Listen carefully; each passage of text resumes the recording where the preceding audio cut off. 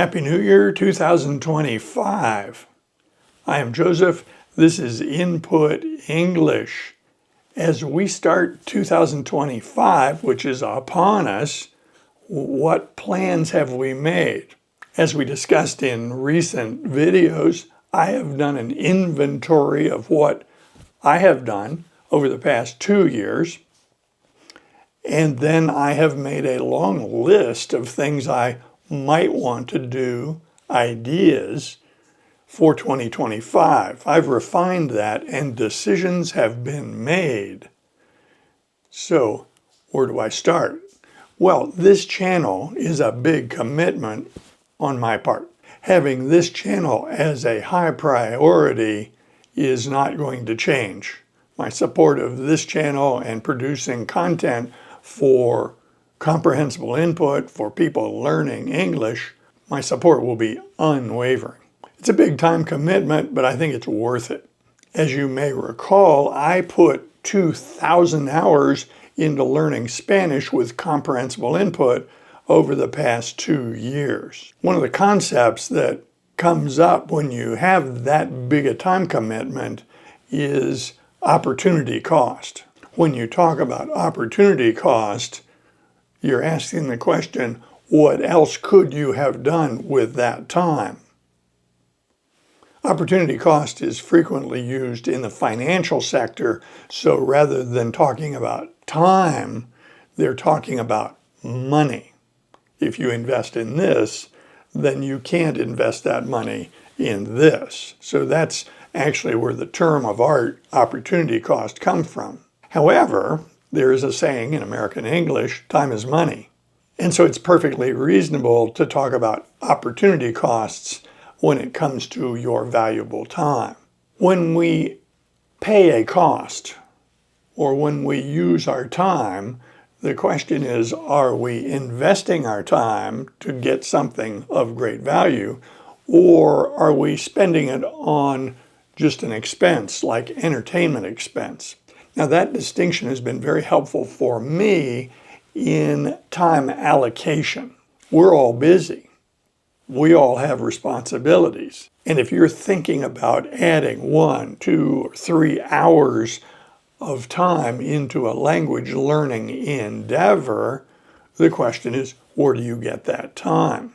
Recognizing that some of our time is spent on valuable things like spending time with our family or our job or our responsibilities, I consider those investments.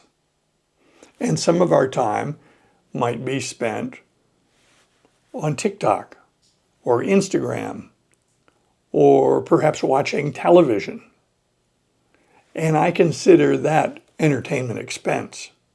During the past 2 years, because I set learning Spanish as my highest priority for discretionary time, there were things I did not do very much during the past 2 years. 1, I didn't read literature in English. I read some in Spanish, but not in English. And I missed that. I did not practice musical instruments very much during the past 2 years. And I missed that. So recognizing those things, I made some decisions. Going forward in 2025, I am committed to 1 hour a day of input or output in Spanish. I may be able to modify that upward during the year, but I have to be realistic. There's only so much time in the day, and so my commitment to Spanish at this point is 1 hour a day, input or output. Maybe a combination.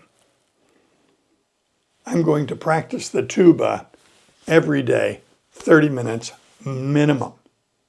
In a recent video, I pointed out that the different tubas that we use in the band have different fingerings. So to become quite good at playing one of these models, you have to practice a lot to get those skills up. I have chosen to play a smaller, more agile tuba in the coming session. And our coming session with the band begins in about 2 weeks.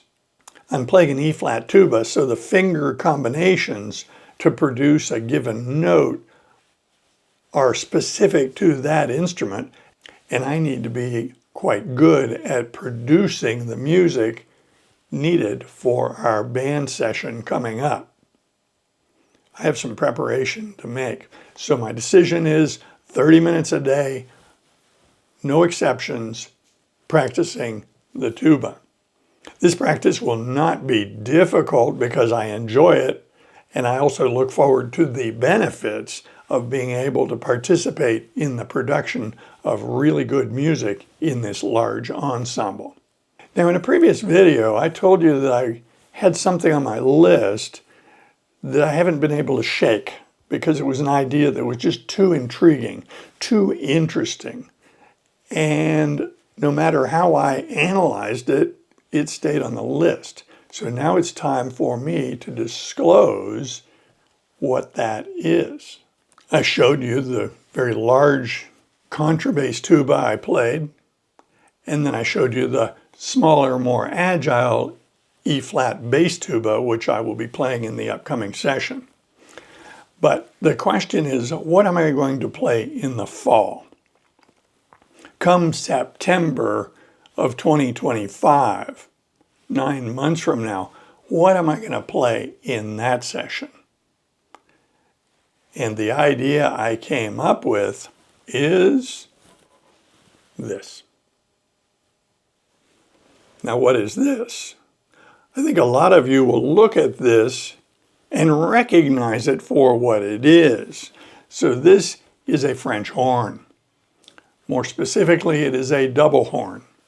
If you look at our band, we have some instruments that sometimes we're a little short on. Sometimes we need more players in that particular section. Bands like this frequently are a little short on tubas, and they're frequently short on French horns. Now, I don't make all my decisions out of a sense of duty to fill in a hole or a gap, to sacrifice myself for the needs of the band. No, there is a selfish component, and that is I have always wanted to play one of these. So how do these French horns sound? Well, you actually already know, because they are prominently featured in movie music, in symphonic music. So when you hear a large ensemble playing beautiful music, particularly movie music, you're going to hear a lot of French horn. Many of you may be familiar with an ensemble that's world famous called the Canadian Brass. Canadian Brass is a group of Canadian and American players. They have 5 members who play at any given time, and members have retired and new members have been added, but they're fairly constant. They produce wonderful music and they're great entertainers. One of their 5 instruments that they play is the French horn. So if you would like to hear beautiful French horn playing in a small ensemble, a brass quintet, I would direct your attention to the Canadian Brass. They are on YouTube all the time, and I think you'll find them very entertaining. So my decision that couldn't get off my list is I have started playing the French horn. It's a commitment. I have started out playing 30 minutes a day, and the reason is I'm not used to this little mouthpiece. I'm an experienced brass player, and tuba is not the only brass instrument I've played, so switching to a different brass instrument is not a crazy idea, but it takes some adjustment. The size of the mouthpiece takes some getting used to because there are big differences between these 2 horns. So this is a tuba mouthpiece.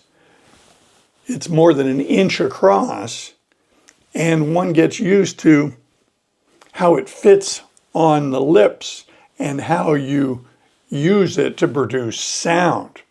And this is less than 1 inch in diameter, much less than 1 inch in diameter, so it's going to take some getting used to.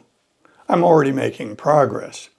But when you switch from one mouthpiece to another, you can't just go to unlimited amounts of practice because your lips won't tolerate the stress.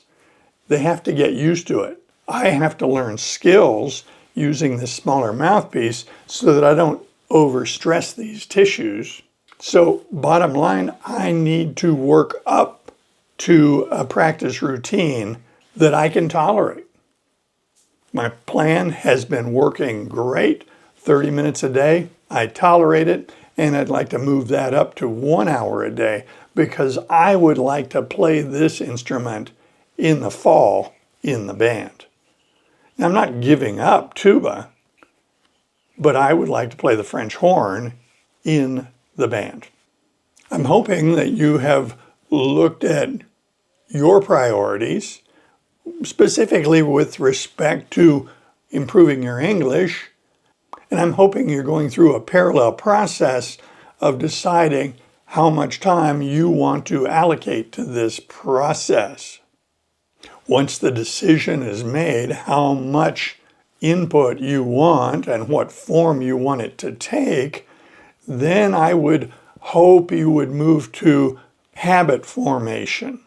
When we're working on skill improvement, like improving our English or learning to play a new musical instrument, the key to success is consistency, but the key to consistency is habits. So this is the time to determine what you want. Start a routine that will become a habit, and that habit will give you consistency. It is my sincere hope and expectation that come the end of 2025, I will be playing the French horn, I will be speaking Spanish much better, and you will be satisfied with the progress you have made in English. So with that, Happy New Year. If you like videos like this, be sure to click on this one next. See you soon.